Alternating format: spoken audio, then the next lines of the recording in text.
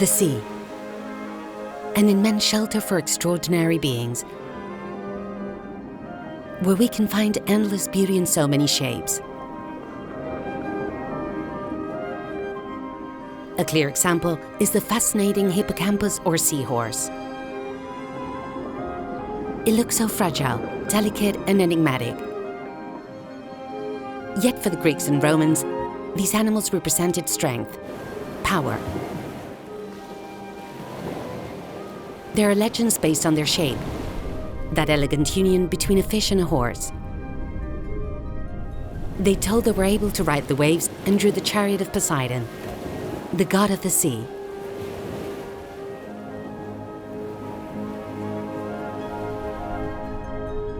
This enigmatic being is a very peculiar fish, whose biology and behavior are unique to the animal world.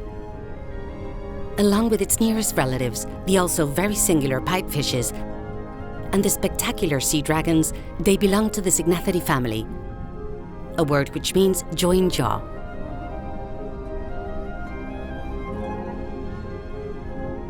There are many features that turn these little animals into unique creatures of nature. Seahorses are not great swimmers. They move slowly and elegantly even when they're faced with a threat. Their defense strategy is deceiving their predators by disguising themselves and going unnoticed. That's why they usually live in areas limited to a few hundred square meters.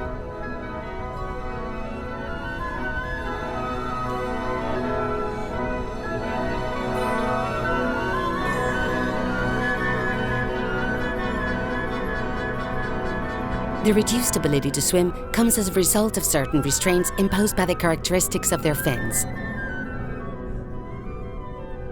They lack the caudal and ventral fins. Consequently, the fins that play an important role are the dorsal and the pectoral fins, using the first one to move forward and the second one to turn right or left. However, they're not the slowest ones in the family. The amazing sea dragons are the best at moving with slow and harmonious movements, provided by their fins and the different appendages and extensions, which make them look like parading in a costume party.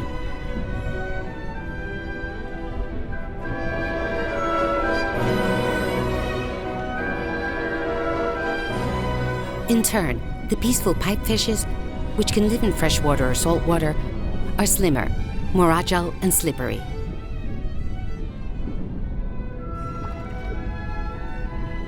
Some species of pipefish have a caudal fin, which enables them to swim faster, something sea dragons and seahorses wish they had.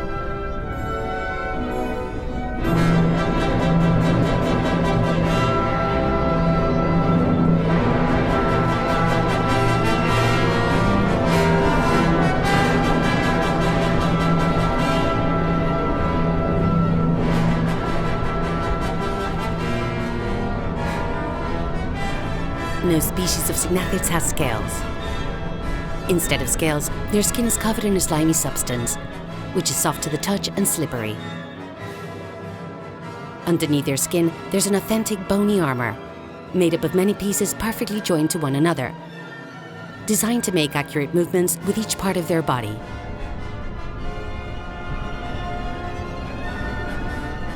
This perfect mechanism enables seahorses to hold on to almost any available element with their tails.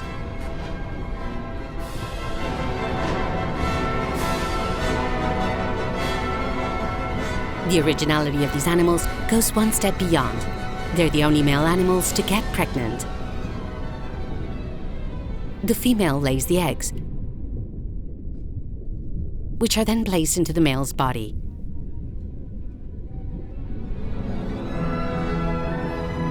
Despite being an icon of the biodiversity of our oceans, until very recently, these animals were unknown in many aspects for us. In the Institute of Marine Research of Vigo, which belongs to the Spanish National Research Council, a team coordinated by Dr. Miquel Planas studies the biology and ecology of Cygnathids. Los cignátidos son un grupo de peces que tienen una característica común, que es que han fusionado las dos mandíbulas para formar un hocico, que es como un tubo largo que funciona a modo de aspiradora para succionar el alimento con el que se nutren.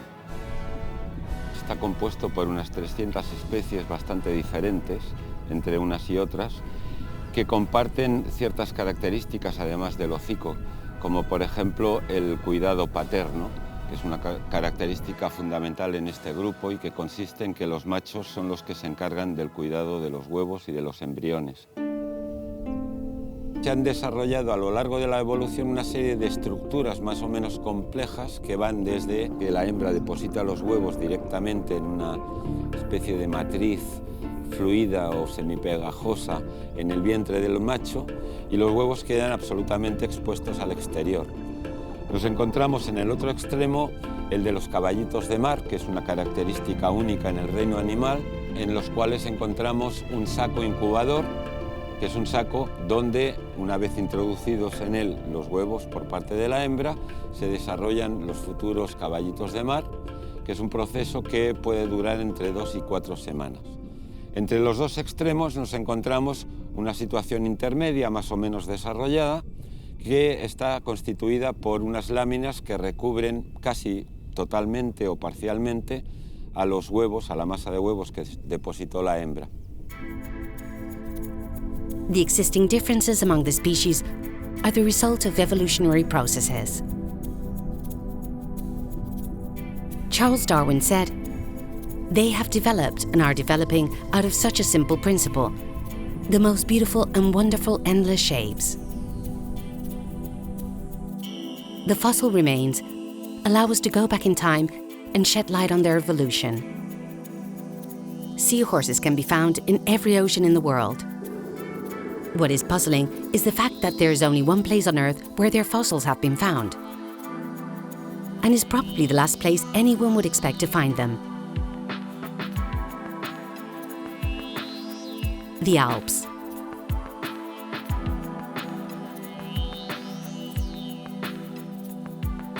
This site in the Tunitze Hills is really a seahorse's treasure trove. So many different species of cygnethids were unearthed here that based on them we can really get some idea of the seahorse's evolution. This common ancestor probably looked like this.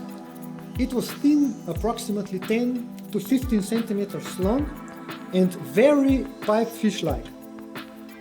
This is the first species. It's not a seahorse. It's a pipe horse or a sea dragon, Hippocalyptis aedes. This is the only known fossil form of a pipe horse on Earth. This little beast here, which is almost invisible to the naked eye, is the pygmy pipe horse, Hippotropiscus franki, the only known fossil of a pygmy pipe horse on Earth.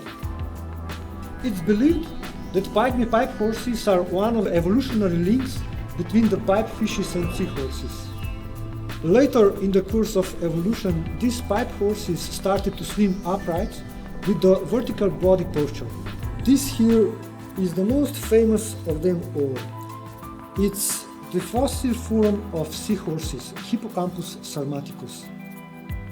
Now suppose that the floating debris containing all these seahorses entered a sea current. Even a moderate sea current with the velocity of 1 decimeter per second could easily disperse them over great distances of several hundred kilometers in 1 month.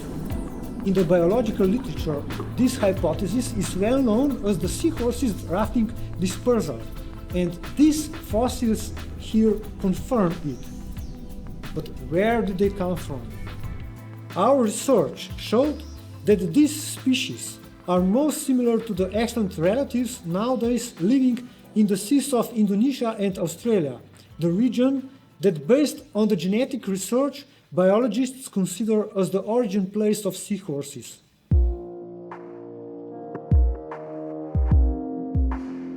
These remains are highly illustrative and allow us to develop evolutionary hypotheses. However, nowadays, there are more accurate techniques in genetics and molecular biology which can delve into the origins and speciation of cygnathids.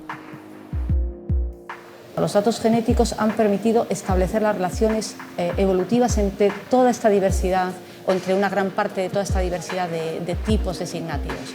Y así se distinguen los cygnátidos que tienen la bolsa en el tronco, como los Nerophis, los Entelurus, y los cygnátidos que tienen la bolsa en el abdomen o en la cola, como los caballitos de mar, muchos otros peces pipa. En definitiva, los datos genéticos permiten consolidar estos dos grupos como los más divergentes evolutivamente dentro de los signátidos.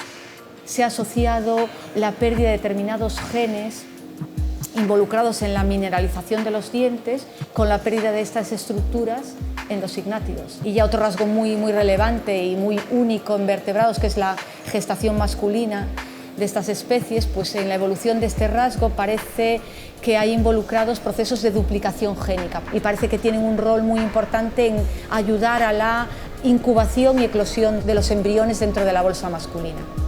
A nivel global, la zona indopacífica, la zona del sur de Australia, es un centro de acumulación que de hecho concentra pues, más del 40% de los signátidos.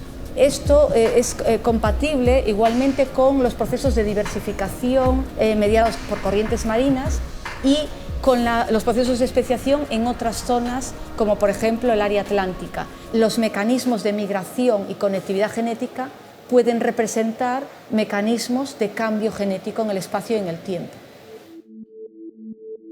Let us go around 250 million years back in time. One of the most important facts that took place was the formation of the Tethys Ocean, which later on, during the Miocene epoch, led to the formation of the Tethys Sea, where the oldest fossils of signathetids were created. 50 million years ago, there was a quick global warming, when temperatures rose up to 7 Celsius degrees, bringing about warm climate and the expansion of vegetation. The splitting of Australia from Antarctica modified the equatorial currents, cooling down the seawater separating those continents and freezing Antarctica. As a consequence, there was a global cooling of the planet, which led to the expansion of meadows and forests, adjusting to the new temperatures. Europe, Greenland and North America also split from what was named the Laurasia continent. Later on, during the Oligocene, 30 million years ago, the Tethys Sea disappeared and the Alps were created, as well as the Mediterranean Sea. Up to that moment, the continents as we know them today were part of the same land, allowing the different species to move all along the territory. As for seahorses, it is believed that they were originated before the creation of the Tethys Sea in the Indo-Pacific seas. From that moment on, 3 lines of diversification took place. One in the Indo-Pacific areas, where the most ancient species of seahorses live, and which later reached the Atlantic Ocean. Another one in the Pacific Ocean, and the third one is quite difficult to establish, but it is thought to be the origin of Atlantic species after the extinction of the Tethys Sea. The great diversity existing in the Indo-Pacific could have been caused by the creation of geographical barriers, such as the closing of the territories of Panama or the Tethys Sea, which used to connect the Atlantic Ocean with the Indic Ocean. Despite their ancient age, signathets are relatively modern fish. They quickly evolved from a common ancestor fish similar to the pipefish, which resulted in 4 independent evolutionary lines. Their first great change takes place during the Eocene epoch. The jaws become joined, the exoskeleton is created, and the males incubate the eggs close to their body. 15 million years later, a brood pouch appears in those males' bodies. During the Eocene, 40 million years ago, the first pygmy pipores appeared, and they presented a fully closed brood pouch and a prehensile tail. Finally, during the Miocene, they got their upright position.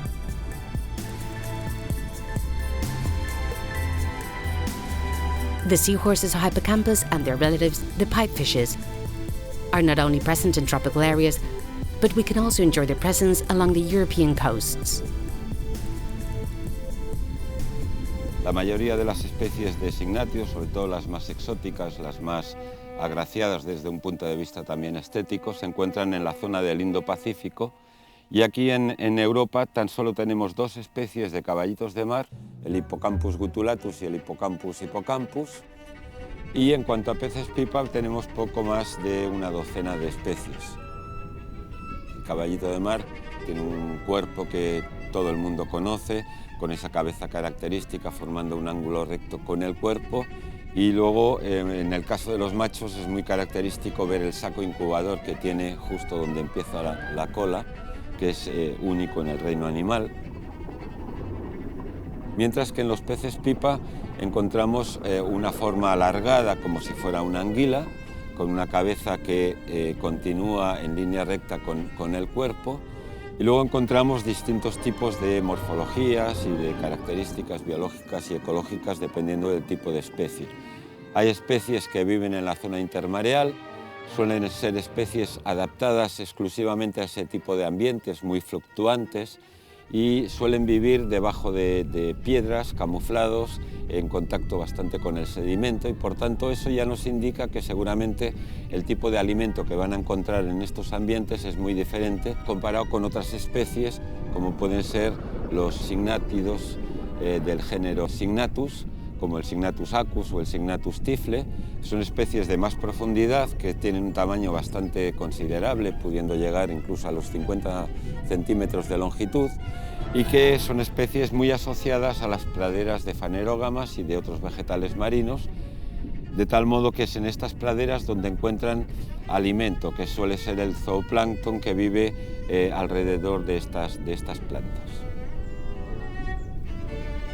El proyecto Hippocampus era un proyecto en el que queríamos empezar a tener información sobre cualquier aspecto relacionado con caballitos de mar fundamentalmente, y en el que también tratábamos de empezar a desarrollar técnicas de cría en cautividad de estas especies.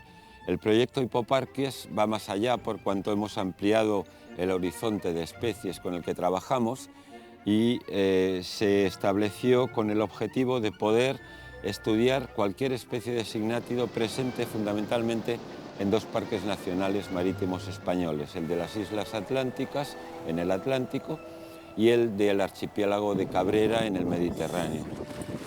¿Por qué pretendemos realizar este proyecto? Pues básicamente porque primero son un grupo de especies que prácticamente se desconoce la mayoría de aspectos ecológicos y biológicos de ellas en nuestras latitudes, y en segundo lugar porque al tratarse de parques nacionales tenemos la posibilidad de poder hacer reservas en determinadas zonas con el fin de poder conservar la presencia y la biología de estas especies en el medio natural. They live in shallow waters near the coast, where vegetation is lush.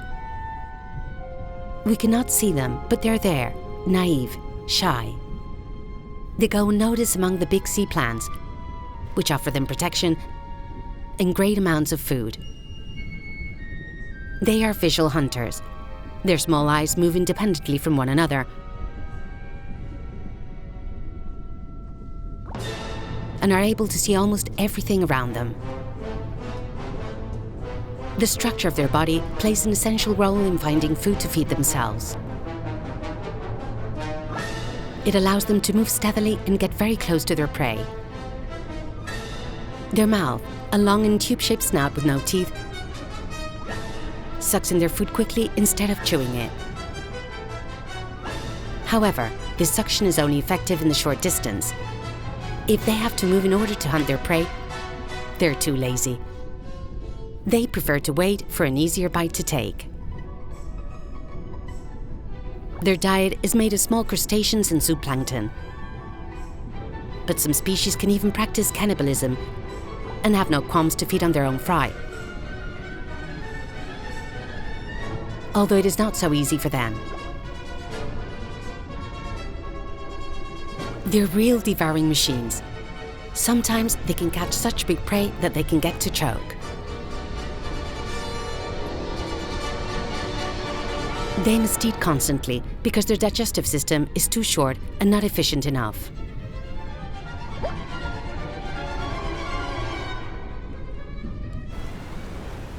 The prehensile tail of seahorses makes it easy for them to grasp vegetable structures, something very important when they live in shallow waters, where strong currents and swell are frequent. The geographic distribution and number of seahorses and pipefishes depend on the existence of suitable habitat where they can feed themselves and pass unnoticed. seaweed and sea plants occupy wide extensions of the shallow sea bottom. They can reach up to 40 meters deep. They're present in warm and cool waters, and they create what are known as seagrass beds. These underwater forests are the cradle, food store and shelter for thousands of marine species, and they're also the favorite home for pipefishes and seahorses. Pueden estar sobre fondos duros en los que nos encontramos generalmente como dominantes grandes algas pardas, tipo laminaria, tipo cistoseira, macrocistis, o podemos encontrar fondos, lo que se denominan praderas marinas, en los que el sustrato base es arena y ahí dominan pues, fanerógamas marinas con sus propias flores y sus propios frutos. Estos organismos, que pueden tener 1 metro, 2 metros o las fanerógamas igual medio metro, generan ambientes totalmente diferentes entre las partes superiores y las partes inferiores, de la misma manera que sucede con un bosque tropical. Parejo a estos bosques hay numerosos organismos que viven sobre el dosel que generan pues, las algas o las fanerógamas, lo que serían epibiontes. Y ahí nos encontraríamos numerosas algas, laminares, filamentosas, nos encontraríamos numerosos animales, copépodos, anfípodos, y esos animales son el sustento del alimento de los ignátidos.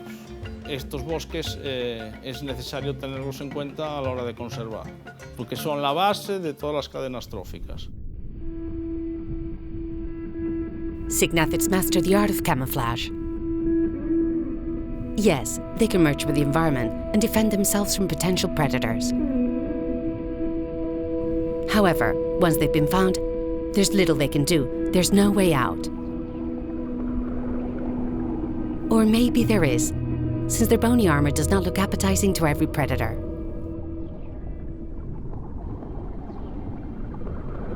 They are a role model of fidelity and romanticism. They usually keep the same partner for all their lives, but whether they're faithful or not is another question. It depends on the proximity of the females. Reproduction is the most important thing. Their docile appearance can be misleading. During the mating period, the rivalry between males and females becomes real. Both sexes compete in order to mate, and they use physical strength and even violence to keep their opponents away.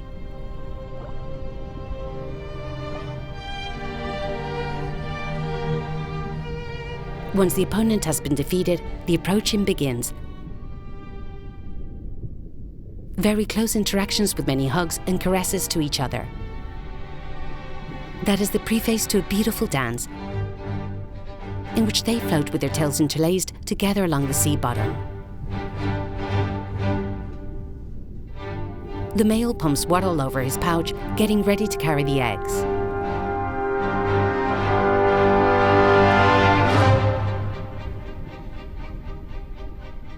The couple entwine, and the female puts her ovipositor in the male's pouch.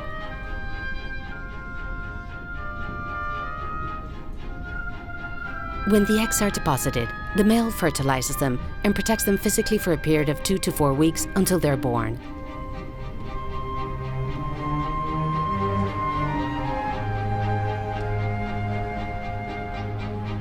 However, they don't always succeed. Depositing the eggs requires a perfect coordination, which is not always achieved.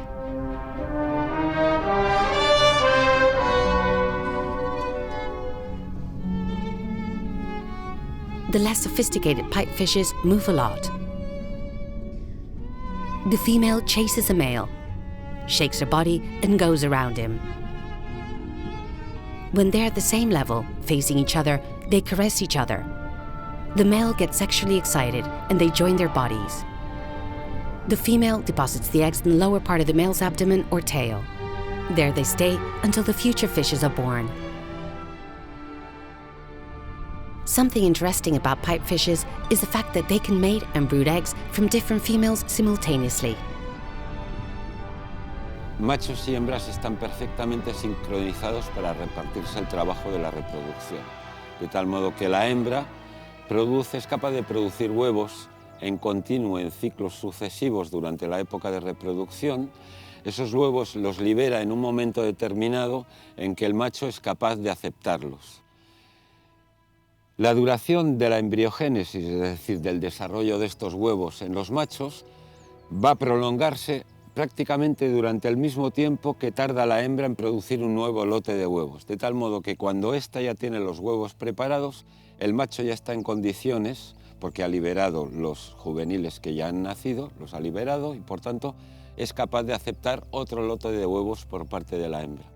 Todo esto es muy importante porque supone que los dos individuos que forman la pareja son capaces de trabajar simultáneamente en labores de reproducción, es decir, constituye una verdadera diferenciación y un reparto perfecto del trabajo de reproducción. Esto, en el fondo, es una eficiencia reproductiva que tienen este tipo de especies. After several weeks of brooding the eggs, it is time to give birth. Under cover of the night, pipefishes open their brood pouch with a quick and forceful contraction, letting out large amounts of fully grown fry.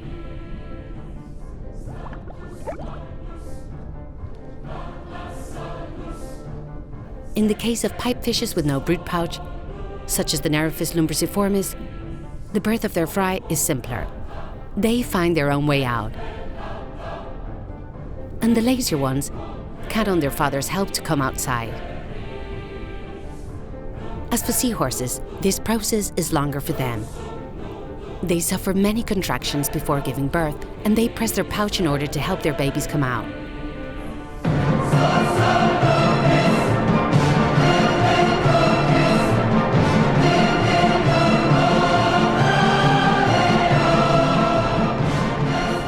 Then they give birth to up to 1,000 little seahorses. They're exact replicas of their parents, of hardly 1 centimeter long. They're totally independent, able to live on their own right after being born.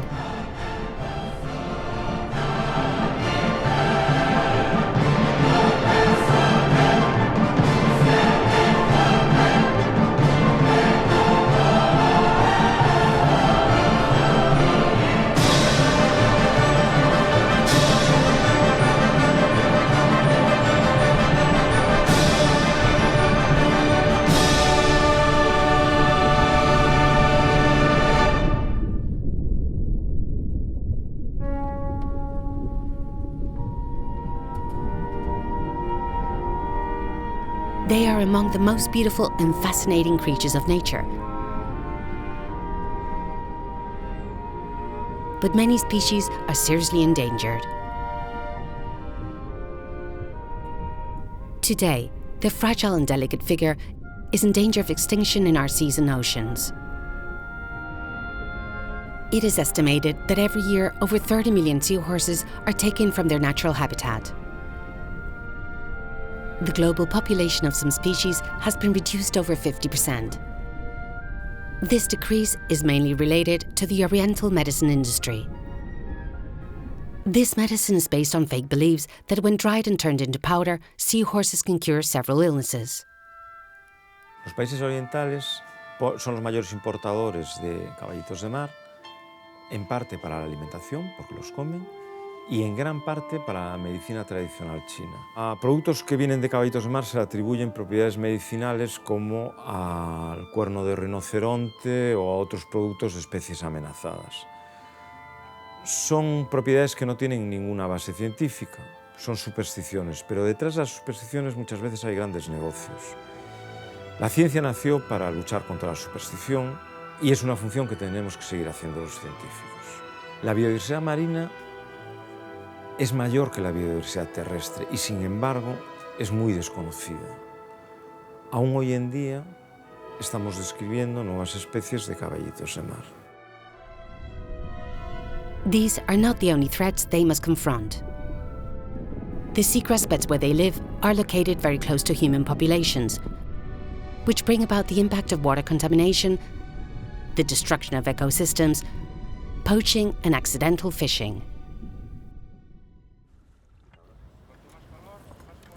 En general, las poblaciones de signátidos están en franco declive, porque cada vez son menos abundantes tanto peces pipa como caballitos de mar. Quedan restringidos a zonas en las que pues, las pesquerías agresivas no son capaces de llegar. Hay sistemas de pesca, como son los butrones de la anguila, que es una pesquería que hay en el interior de la ría de Vigo, en la ensenada de San Simón, que es perfectamente compatible con la viabilidad de las poblaciones de signátidos de peces pipa y caballitos de mar. Otros tipos de pesca, las ganchas, lo que son los rastros de la almeja, es totalmente incompatible porque son destructivos del hábitat en el que viven estas especies. Entonces, evidentemente, hay que reservar zonas en las que no se pueda utilizar este tipo de artes de pesca, o es hacer la extracción de otra manera que no signifique una destrucción de estos hábitats. No simplemente para los signátidos, son para especies comerciales con mucho interés comercial, como son el choco, y que cohabitan con los signátidos. Son especies centinela que nos indican la salud del ecosistema. Si las poblaciones están en declive, es porque hay agresiones, porque hay contaminación, incluso por temas de cambio climático, que a lo mejor están forzando el desplazamiento de estas especies a ocupar otros nichos ecológicos o desaparecer. Within the National Park of the Archipelago of Cabrera, the Mediterranean Institute for Advanced Studies carries out visual censuses and sampling of seagrass beds where cygnathids live by using non-invasive techniques. Tanto los caballitos de mar como los peces pipa, pues uno de sus hábitats fundamentales donde ellos viven son las praderas de angiospermas marinas. Son el lugar donde viven, donde se alimentan, donde se refugian de los predadores. Es muy característico de los signátidos que tienen un cuerpo y una coloración que les permite camuflarse con el entorno. En el caso de los peces pipa, muchos de ellos su cuerpo es como si fuera una hoja de una fanerógama marina, entonces es muy difícil de verlos entre las hojas y de hecho por su forma de moverse y de comportarse se camuflan perfectamente, entonces es un hábitat fundamental para ellos. Si desaparecen las praderas, desaparece el hábitat donde ellos pueden vivir, sobrevivir. Uno de los factores principales de pérdida de praderas son las perturbaciones mecánicas, ¿no? Actividades humanas que causan un daño físico en las praderas porque arrancan plantas o matan plantas, como son todas las construcciones costeras, la pesca de arrastre o, por ejemplo, puede ser también el fondeo de embarcaciones. Hay especies que crecen rápidamente o que se reproducen, que producen flores, frutos y semillas, se producen mucho, entonces tienen una capacidad natural de recuperación mayor. Pero, por ejemplo, en el caso de Posidonia oceanica, es una especie que crece muy lentamente y se reproduce también de forma irregular y escasa en relación al número de plantas que hay, entonces su capacidad de recolonización y de recuperación natural frente a estas perturbaciones es muy baja. Por la importancia que tienen, por todas las funciones que realizan ecológicas, por mantener la diversidad de los ecosistemas, del sistema costero, por atenuar la energía del oleaje, por contribuir a mantener la calidad de las aguas, por todas estas funciones debemos intentar cambiar la forma en cómo nos comportamos con la naturaleza, cómo interactuamos con la naturaleza, de una forma que no cambie las condiciones ambientales que necesitan estas plantas para vivir. La superficie protegida del mar sigue siendo mucho más baja que en tierra. En tierra se calcula que un 10% de la superficie está protegida y en el mar es aún el 1%.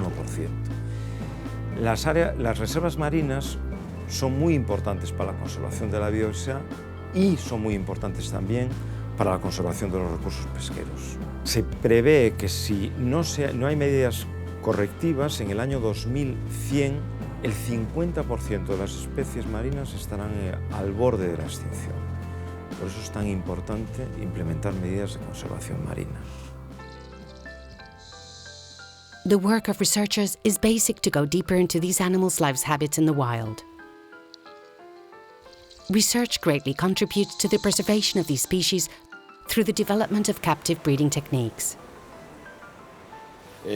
Adquirir información de la biología y de la ecología de estas especies en el medio natural es complicado, no siempre es posible.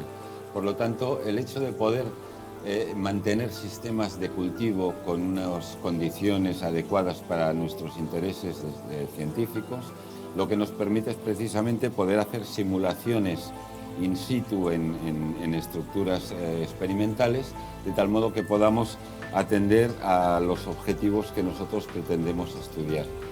Cuando nosotros disponemos de una herramienta para poderlas reproducir en cautividad, lo que estamos fomentando es un aprovisionamiento de individuos que sean susceptibles en su momento para poder repoblar o reintroducir la especie en zonas donde o bien ha desaparecido o bien realmente tiene problemas serios de conservación.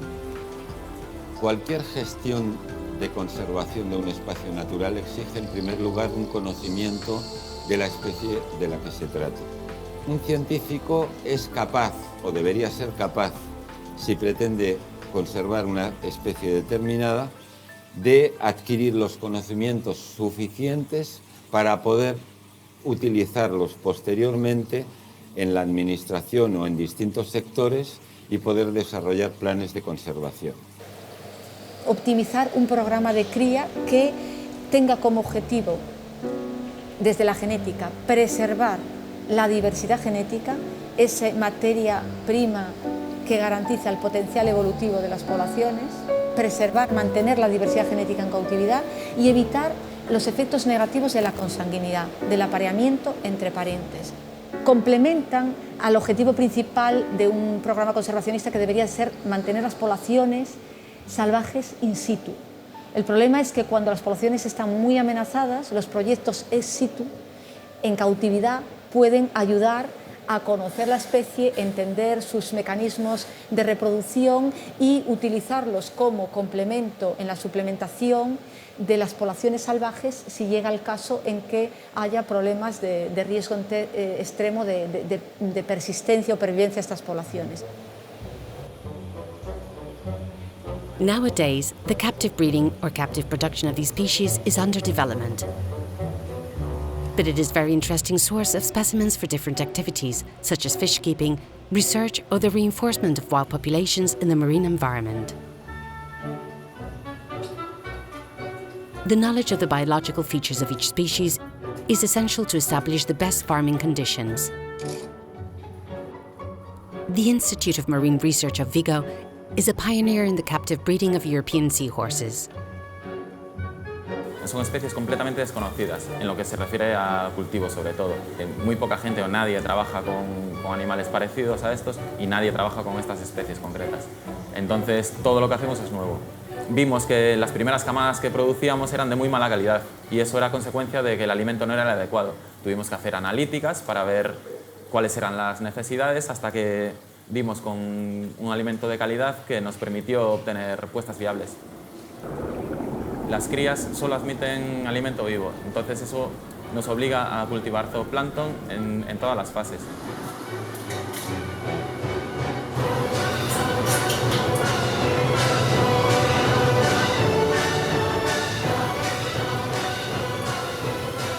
El cultivo lo podemos dividir en dos fases. Por una parte tenemos a los reproductores, que tienen que estar cómodos y sin estrés para reproducirse. La reproducción es lo primero que elimina un pez cuando está en mal estado.